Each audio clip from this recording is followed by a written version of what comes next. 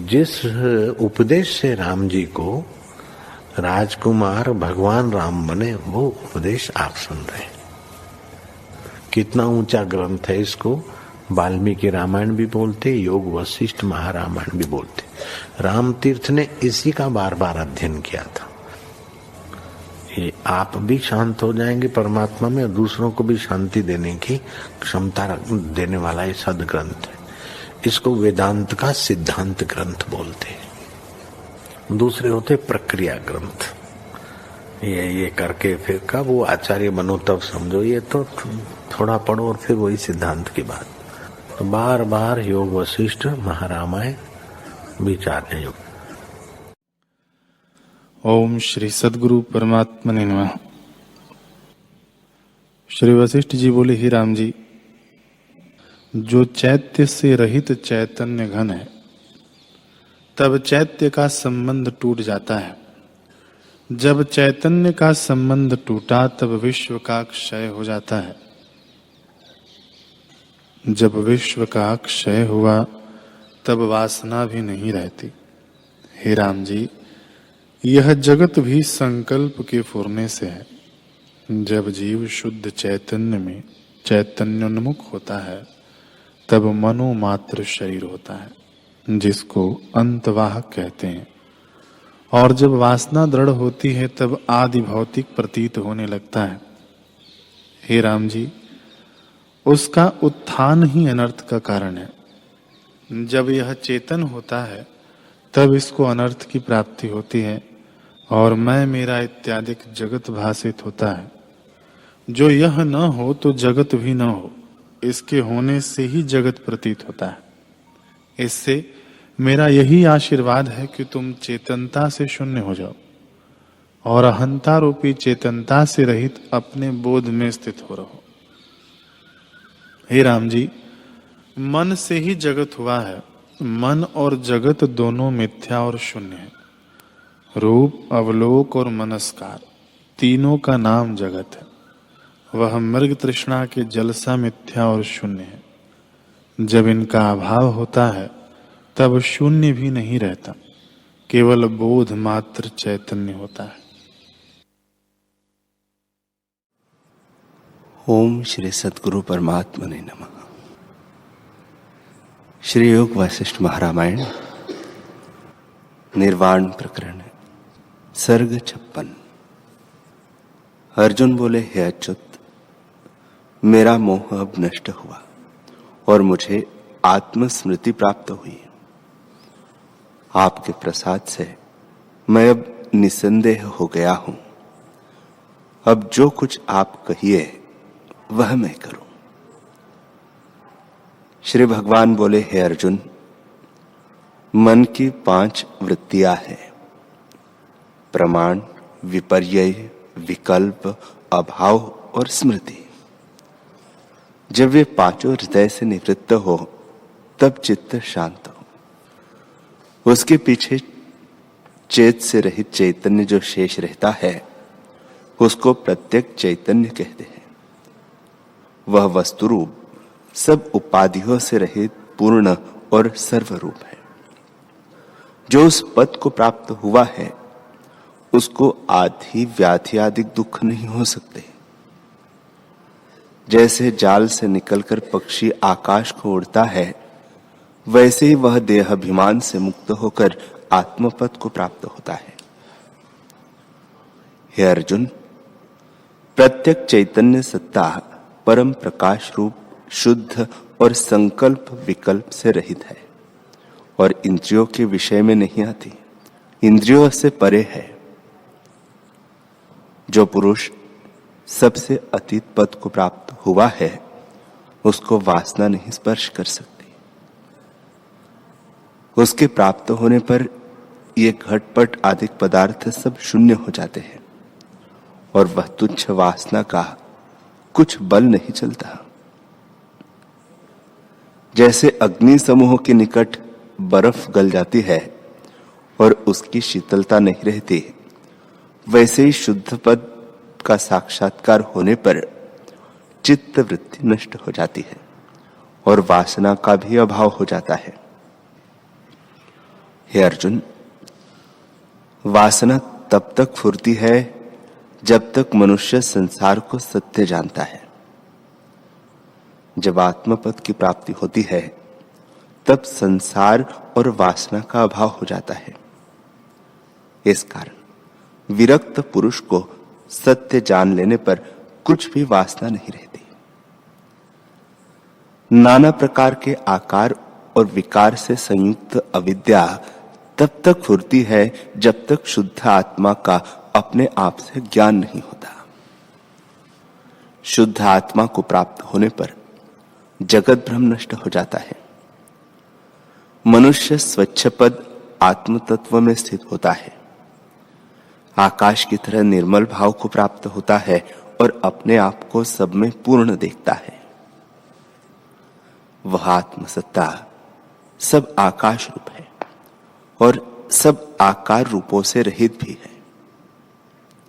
हे अर्जुन, जो शब्द से अतीत परम वस्तु है उसकी किससे उपमा दी जाए?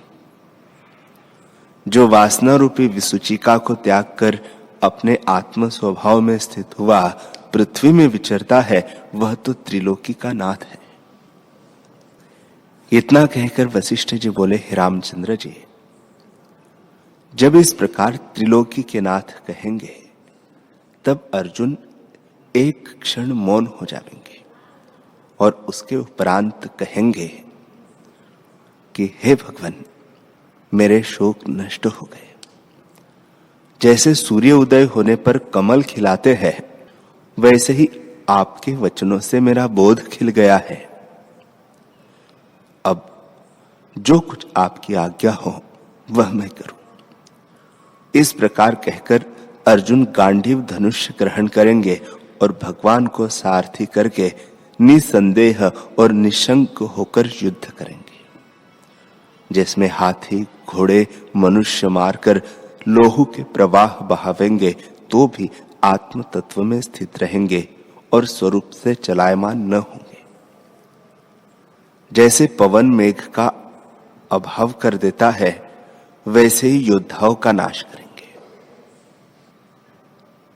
श्री वशिष्ठ जी बोले, हे रामचंद्र जी, ऐसी दृष्टि का आश्रय करो जो दुख का नाश करती है। निसंग सन्यासी होकर अपने सब कर्म और चेष्टाओं को ब्रह्म अर्पण करो, जिसमें यह सब है और जिससे यह सब है, ऐसे सत्ता को तुम परमात्मा जानो। अनुभव रूप आत्मा है, उसकी भावना से मनुष्य उसी को प्राप्त होता है, इसमें संशय नहीं। जो सत्ता संवेदन से रहित चैतन्य है, उसी को तुम परम पद जानो। वह सबका परम दृष्टा रूप और सबका प्रकाशक है। महाउत्तम परम गुरुओं का गुरु है, जिसको शून्यवादी शून्य, विज्ञानवादी विज्ञान और ब्रह्मवादी ब्रह्म कहते हैं। वह परम सार शांत रूप शिव अपने आप में स्थित है। वही आत्मा इस जगत रूपी मंदिर को प्रकाश करने वाला दीपक, जगत रूपी वृक्ष का रस, जगत रूपी पशु का पालने वाला गोपाल और जीव रूपी मोतियों को एकत्र करने वाला तागा है। हृदय और भूत रूपी मिर्चों में तीक्ष्णता है। निदान सब पदार्थों में पदार्थ रूप सत्ता वही है। सत्य में सत्यता और असत्य में असत्यता वही है। जगत रूपी ग्रह में सब पदार्थों को प्रकट करने वाला दीपक वही है और उसी से सब सिद्ध होते हैं। चंद्रमा, सूर्य, तारे आदि जो प्रकाश रूप दिखते हैं, उनका भी वह प्रकाशक है। यह जड़ प्रकाश है और वह चैतन्य प्रकाश है। उसमें यह सिद्ध होते हैं और उसी से सब प्रकाश प्रकट हुए हैं। वह आत्म संवित अपने ही विचार से पाया जाता है। हे रामचंद्र जी, जो कुछ भाव अभाव पदार्थ देख पड़ते हैं वे असत है, वास्तव में कुछ नहीं हुए, प्रमाद दोष से भासित होते हैं, और जब ज्ञान विवेक उपजता है तब नष्ट हो जाते हैं। हे रामचंद्र जी, जिसके हृदय में अहम भाव है उसे यह जो जगत जाल मिथ्या भ्रम से भासित होता है, उसको उपजा क्या कहिए और किसकी आस्था कीजिए।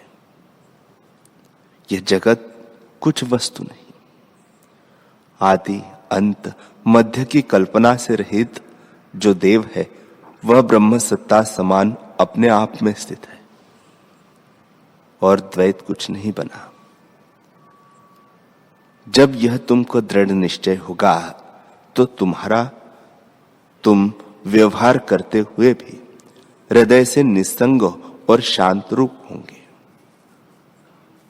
हे रामचंद्र जी, जिस पुरुष की उस समान सत्ता में स्थिति हुई है वह इष्ट अनिष्ट की प्राप्ति में राग द्वेष से रहित हृदय से सदा शांत रूप रहता है। वह न उदय होता है न अस्त होता है, सदा संभाव में स्थित रहता है। वह स्वस्थ रूप अद्वैत तत्व में स्थित होता है और जगत की ओर से सुषुप्त सा होता है। व्यवहार भी करता है परंतु दर्पण के सदृश उसे क्षोभ नहीं होता। जैसे मणि सब प्रतिबिंब को ग्रहण करती है परंतु उसका संग नहीं करती, वैसे ही ज्ञानवान पुरुष कभी कलना कलंक को नहीं प्राप्त होता। उसका चित्त व्यवहार में सदा निर्मल रहता है। ज्ञानवान को जगत आत्मा का चमत्कार भासित होता है। वह न एक है न अनेक, आत्म तत्व सदा अपने आप में स्थित है। चित्त में जो यह चेतन भाव भासित होता है उस चित्त के चेतने का नाम संसार है और फुरने से रहित शांत चित्त का नाम परम पद है। हे राघव, महाचैतन्य में जो निज का अभाव है कि मैं आत्मा को नहीं जानता, इसी का नाम चित्त स्पंदन है और यही संसार का कारण है। जब इस भावना का क्षय हो तब चित्त शांत हो। हे रामचंद्र जी, जहां निज भाव होता है वहां पदार्थों का अभाव हो जाता है। यह निज सत्ता सब ठोर अपने अर्थ को सिद्ध करती है परंतु आत्मा में नहीं प्रवृत्त हो सकती। जब जीव कहता है कि मैं आत्मा को नहीं जानता, तब भी आत्मा का अभाव नहीं होता, क्योंकि अभाव को जानने वाला भी आत्मा ही है। जो आत्म तत्व न हो तो अभाव कौन कहे। वह आत्मा परम शून्य है परंतु अजड़ रूप परम चैतन्य है। हे रामचंद्र जी, तुम निज का अर्थ आत्मा में करो और आत्मा का अभाव न मानो। अनात्मा में जो निज का भावत्व है उसका अभाव करो, अर्थात अनात्म को अभाव रूप मानो। जब इस प्रकार दृढ़ भावना करोगे तब संसार का भ्रम निवृत्त हो जाएगा और केवल आत्म भाव शेष रहेगा।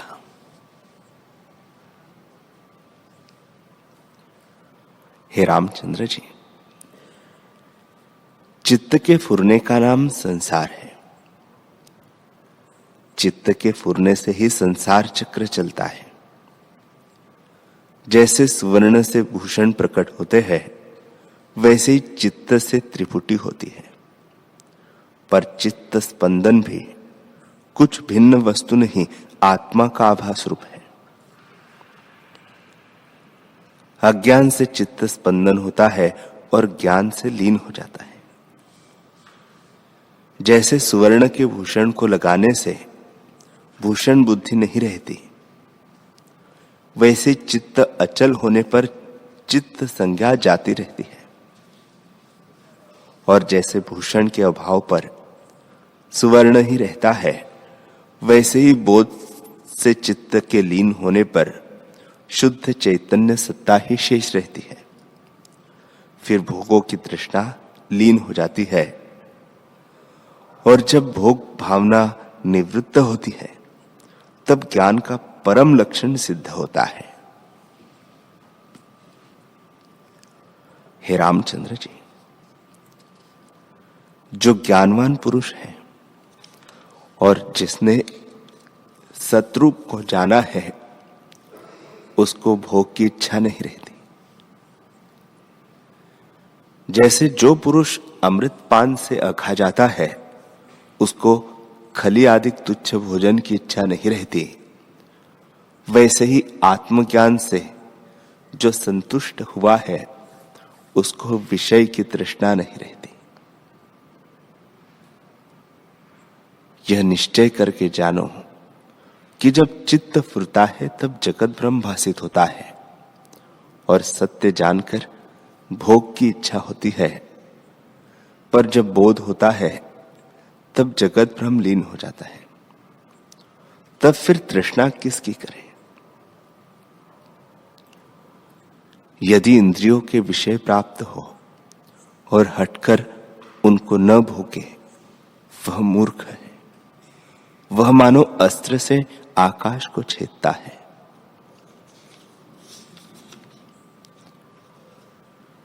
हे रामचंद्र जी, गुरु और शास्त्रों की युक्ति से मन वश होता है। युक्ति बिना उसकी शुद्धि नहीं होती। यदि कोई अपने अंग ही को काटे और उससे चित्त को स्थिर किया चाहे, तो भी चित्त स्थिर नहीं होता, और न संसार भ्रम ही मिटता है। जब तक चित्त में स्थिति है, तब तक जगत भ्रम दिखता है, और जब गुरु और शास्त्रों की युक्ति ग्रहण करके चित्त का अभाव होता है, तब चित्त नष्ट और अचल हो जाता है। जैसे बालक को अंधकार में पिशाच देख पड़ता है और दीपक जलाकर देखे से अंधकार निवृत्त होकर पिशाच भ्रम नष्ट हो जाता है, तब बालक निर्भय होता है। वैसे ही आत्मज्ञान रूप युक्ति से अज्ञान निवृत्त होता है। असम्यक बुद्धि से जगत भ्रम हुआ है और सम्यक बोध से निवृत्त हो जाता है। फिर जाना नहीं जाता कि अज्ञान का जगत भ्रम कहाँ गया।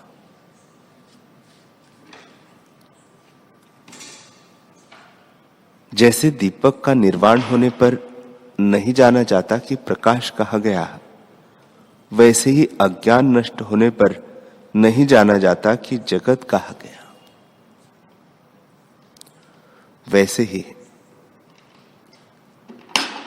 चित्त के फुरने से बंधन होता है और न फुरने से मोक्ष होता है, परंतु आत्मा से भिन्न कुछ नहीं। आत्मसत्ता ज्यों की त्यों है, उसमें न बंधन है न मोक्ष है। हे रामचंद्र जी, जब मोक्ष की इच्छा होती है, तब भी उसकी पूर्णता का क्षय होता है और निसंवेदन होने पर कल्याण होता है।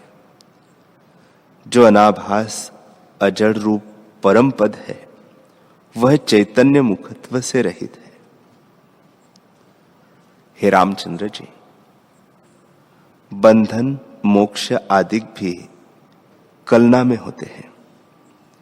जब कलना से रहित बोध होता है, तब बंधन मोक्ष दोनों नहीं रहते। जब तक विचार से नहीं देखा, तब तक बंधन और मोक्ष भासित होता है। विचार करने से दोनों का अभाव हो जाता है। जब अहम इदम आदि भावना का अभाव हुआ, तब किसको कौन बंधन कहे और किसको कौन मोक्ष कहे। सब कलना चित्त के फुरने से होती है। जब चित्त का फुरना नष्ट होता है, तब सब कलना का अभाव हो जाता है। तभी पुरुष शांति पाता है, अन्यथा नहीं पाता। इससे चित्त को आत्मपद में लीन करो, जिसके आश्रय से यह जगत उपजता है और लीन होता है। उसी अनुपम रूप प्रत्यक आत्म प्रकाश ज्ञान रूप आत्मा में स्थित हो।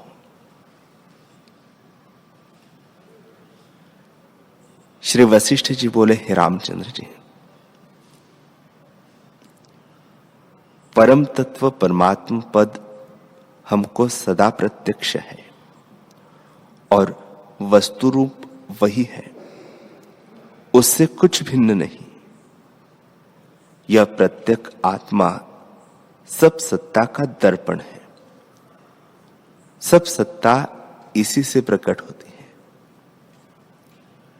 जैसे बीज से वृक्ष की सत्ता प्रकट होती है, वैसे ही आत्मा से जगत सत्ता प्रकट होती है। हे रामचंद्र जी, मन, बुद्धि, चित्त, अहंकार जड़ात्मक है। परम पद इनसे रहित है।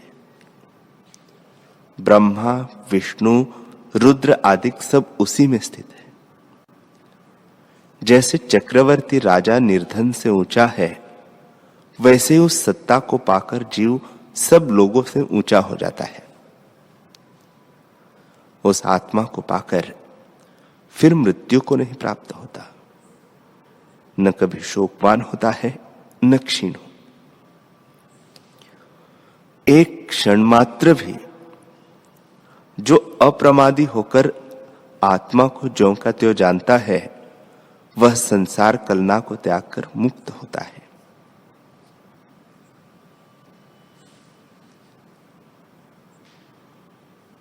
राम जी ने पूछा, हे भगवान, मन, बुद्धि, चित्त और अहंकार का अभाव होने पर जो सत्ता सामान्य शेष रहती है, उसका भान कैसे होता है? श्री वशिष्ठ जी बोले, हे रामचंद्र जी,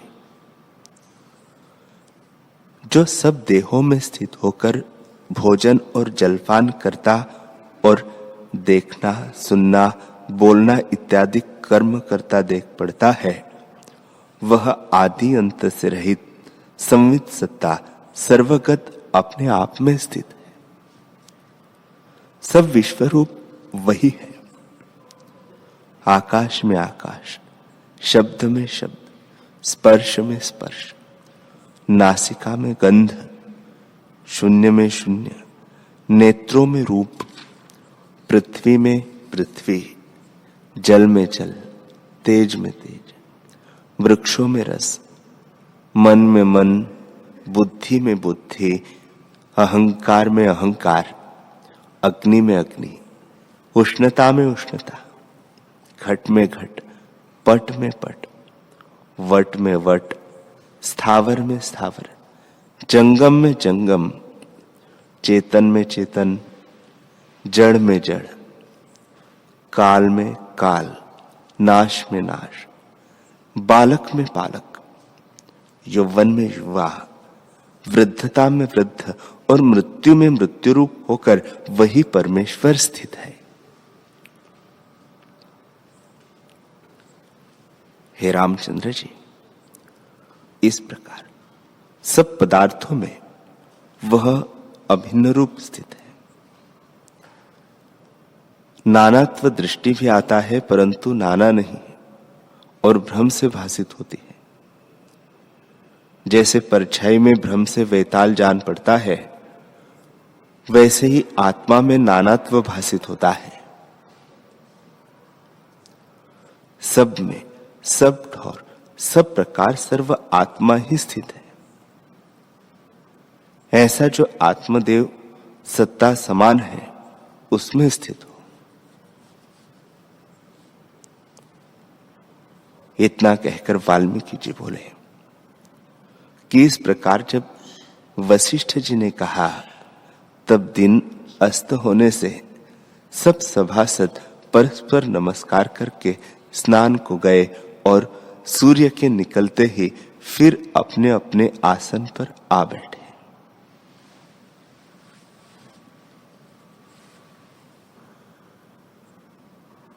हरि ओम।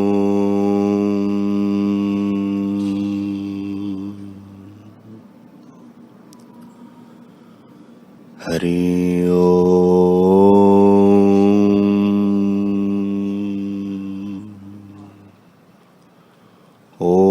सहना भवतु सहनौ भुनक्तु सह वीर्यं करवावहै तेजस्विनावधीतमस्तु मा विद्विषावहै। ओम शांति शांति शांति। श्री सद्गुरुदेव भगवान की जय।